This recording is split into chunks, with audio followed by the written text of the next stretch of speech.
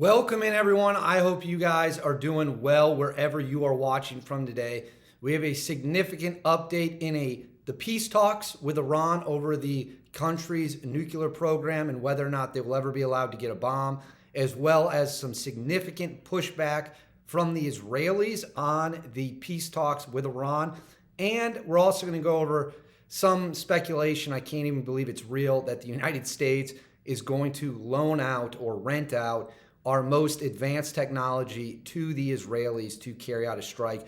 We're going to cover all that and much more, but before we do, please make sure to like and subscribe, hit the bell so you always know when there's a new video coming, and make sure to comment with your thoughts below on just in general, what you think about the situation with Iran, all of that and much more. It seems like we're getting a new update every single day. It's a very fluid situation, but we have a lot to go over today. We're going to break it all down and where we might go next. So let's go ahead and roll right into it. So as the viewers know, there are ongoing discussions with the Iranian regime to reach a diplomatic solution over the country's nuclear program to make sure that they cannot weaponize it and get a nuclear weapon.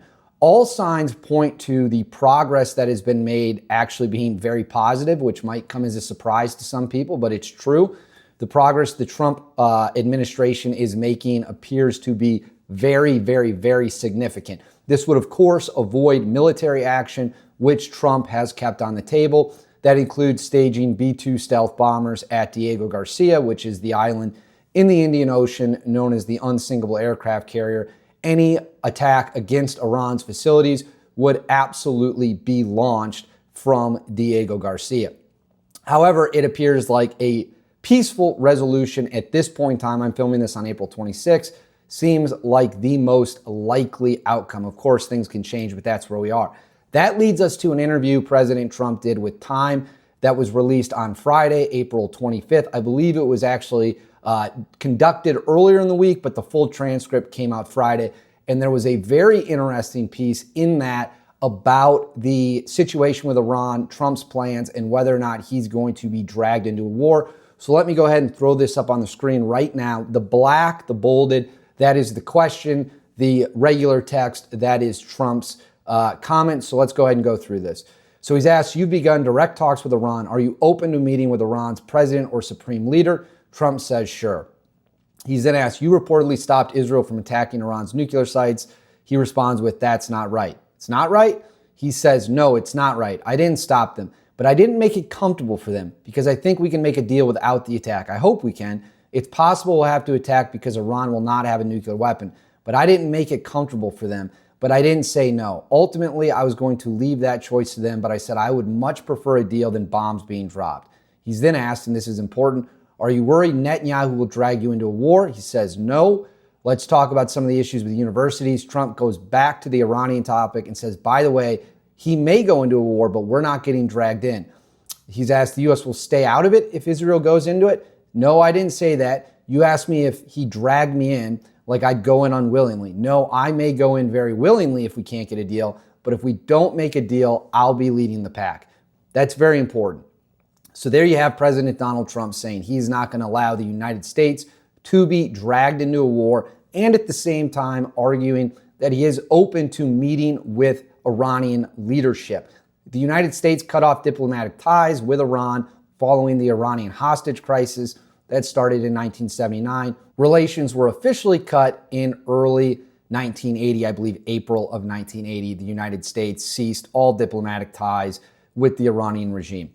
Well, how do the Israelis feel about this situation? And where are they at with the peace talks advancing? According to reports out of Israel, they are not overly happy. Again, this comes after Israel floated a strike on Iran that Trump claims he didn't stop. Other reporting indicates he did stop. So let's go ahead and get into it right now. So this report comes from the Times of Israel. It was released this week. It is about the situation from the Israeli perspective.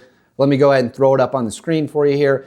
It says, Israel is deeply concerned that the U.S. is closing in on a bad deal with Iran that will not meet Jerusalem's stated essential conditions for ensuring the regime cannot attain nuclear weapons, report said Thursday. Channel 12 News reported that Israel believes the negotiations ordered by President Donald Trump with Iran led by U.S. Special Envoy to the Middle East, Steve Witkoff, are very, very advanced, and that the U.S. is not sharing enough information with Israel on key specific issues. This despite an ostensibly deep ongoing dialogue between Witkoff and Strategic Affairs Minister Ron Dermer. The report, which quoted unnamed diplomatic, political, and security sources, said that Prime Minister Benjamin Netanyahu, Defense Minister Israel Katz, and a senior IDF officer who cannot be named held an urgent consultation this week on the issue. It said that during their telephone conversation on Tuesday, Netanyahu told Trump that he does not rule out a diplomatic approach, but only on the condition that the resulting deal would leave no trace of Iran's nuclear program. So what the Israelis have been pushing for a long time is what they consider a Libyan model. What is the Libyan model? Well, Gaddafi had a WMD program that he willingly gave up. It was completely destroyed. He voluntarily gave it up. And we all know how that ended for Gaddafi in Libya. He was murdered or killed out, whatever you want to say, unalived, in brutal fashion during the Libyan civil war, and it was caught on video. That incident has actually been a key motivating factor for the Iranian regime, the North Koreans, to want to pursue weapons and as much of a deterrent as they can, because they saw what happened to Gaddafi and they want nothing to do with it. So right now you've got Trump saying, I'm not going to be dragged into a war. If a war happens, we'll be leading the way. You have the Israelis who reportedly are not happy about how advanced the talks are. And we have this thing that's going on right now where people seem to be under the belief that the United States is going to give Israel weapons and the tools to do this. So I have a lot of thoughts about that and how realistic it is. It's crazy. So let's go ahead and discuss the idea that the United States might give weapons necessary to take out the underground facilities right now. So there seems to be a belief among some people that the answer to this situation, the negotiations, and how the Iranians are going to be handled is that the United States will give them weapons that they do not have in order to do the job, and that way we could have our fingerprints off of it. There's a couple issues with that we're going to get into. I'll throw it up on the screen right now. This is an example of some of the stuff you're seeing people say. I don't know who this guy is. I did respond to him pointing out that it's absolute lunacy. But he says, interesting, I can think of no better and easier way to solve the Iranian nuclear issue than for Trump to rent Israel some B-2 bombers for a weekend. That is one of the most insane things I've ever heard. It makes absolutely no sense. But the reason people are saying that is because the only bomb that can take out their underground facilities, as we've talked about at length here, is the GBU-57, which can be carried by the B-2 stealth bomber. It can carry two of them. They're each 30,000-pound bombs. So the B-2 stealth bomber is capable of carrying a total of 60,000 pounds of ordnances between the two bombs. The bombs actually kind of work on a time delay. They drill down kind of into the mountain and then explode at a certain depth so that they can get down and open the mountain range up. The bombs can absolutely take out Iran's facilities. However, the idea that the United States is going to, quote, rent or give any nation B-2 stealth bombers is comically dumb. It is comically dumb for many, many reasons, but the big one is this. The B-2 stealth bomber is the world's most advanced stealth aircraft in terms of a long-range bomber. We don't give it to anybody. When it goes places, it is heavily guarded. It never leaves U.S. possession for any reason whatsoever, because any country that would get their hands on it would do what? Immediately start studying it and trying to find out how to reverse engineer it, ally or not. And our stealth technology gives us a significant edge over absolutely everybody in the world. We're not going to do anything to risk giving that up.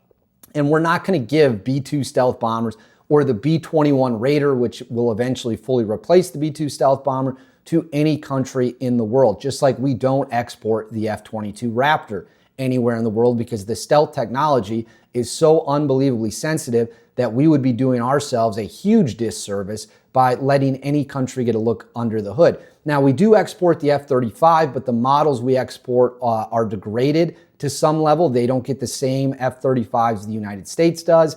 And again, that is because we do not want them to know the avionics on it, and we will never let a country get their hands on the F-22 and F-35. So, the F-22 or the B-2 stealth bomber. We do export the F-35. That will never happen. And if Israel does not have the means to drop the GBU-57, which they don't, they have F-16s, F-35s, F-15s, all great aircraft, all capable of doing great things. Not one of them is capable of carrying the GBU-57. So that is reason number one why we will not be exporting or renting or loaning B-2 stealth bombers to the Israelis or any other country that is an ally of ours, and it is ridiculous to suggest otherwise. What is the second point as for why the loan them the weapons plan makes absolutely no sense? Well, it has to do with who Iran would view as responsible. Let's go ahead and get into that right now. The other reason you will not see the United States loan out our most secretive and advanced aircraft for Israel to conduct the bombing is because Iran is not going to view that as just an Israeli attack. They will 100% view that as an American attack. And this doesn't even mention the fact that the Israelis don't have the abilities to run those planes. They don't have the ability to do the ground coordination, all the support you need in the air. It's not like you can just hop in a B-2 stealth bomber, fly it into Tehran, and that's the end of the story. Those planes operate with a lot of assets around them, which of course the Israelis also don't have, and we would never loan them or anyone else that either. But Iran would look at B-2 stealth bombers by the U.S. being given to Israel, obviously, as the same as if we attacked them, and that would open up our bases in the region and our assets in the region and our other allies in the region like the UAE, Saudi Arabia, etc., to be attacked as well.